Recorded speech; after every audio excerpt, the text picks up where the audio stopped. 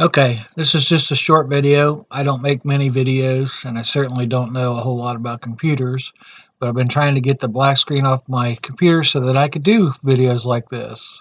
So I'm going to show you how to do it in just a few minutes. So the first thing you want to go to the Open Broadcast Software Home, open it up, click on Windows, click on the OBS Studio Quick Start Guide, then come over to the troubleshooting guide. Come down to laptop performance black screen, and all you have to do is follow these directions. I did this. I followed these directions here, and it started working, and I've not had any issues since then. So I would try this. It's the only thing that's worked for me, and it works great. And I appreciate you watching. Thanks.